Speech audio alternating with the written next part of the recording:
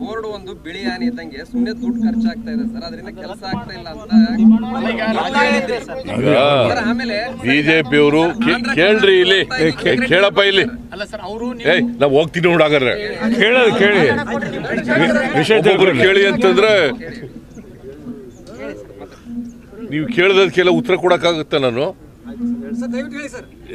ನೋಡ್ರಿ, ಬಿಜೆಪಿಯವರು ರಾಜಕೀಯವಾಗಿ ಟೀಕೆ ಮಾಡ್ತಾರೆ, ನಾನು ಅದಕ್ಕೆಲ್ಲ ರಾಜಕೀಯ ಮಾಡಕ್ ಹೋಗಲ್ಲ, ಗೊತ್ತಾಯ್ತಾ?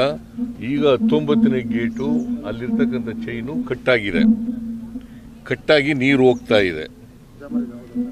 ಅದರಲ್ಲಿ ಸರ್ಕಾರ, ರಾಜ್ಯ ಸರ್ಕಾರದ ಒಣಗೇಡಿತನ ಅಂತಂದ್ರೆ ಏನರ್ಥ?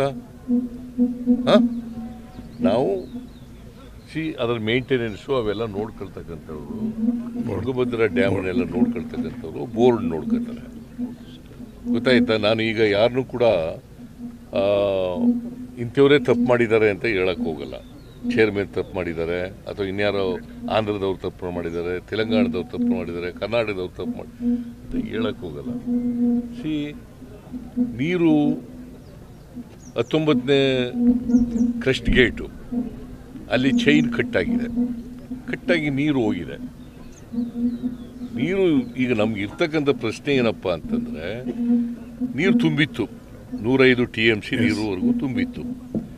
ಆ ನೀರಿನಲ್ಲಿ 50 TMC ಅಥವಾ 60 TMC ನೀರನ್ನು ಹೊರಗಡೆ ಬಿಡಬೇಕಾಗುತ್ತೆ. ಯಾಕಂದರೆ ಅದು ರಿಪೇರಿ ಮಾಡಬೇಕಲ್ಲ.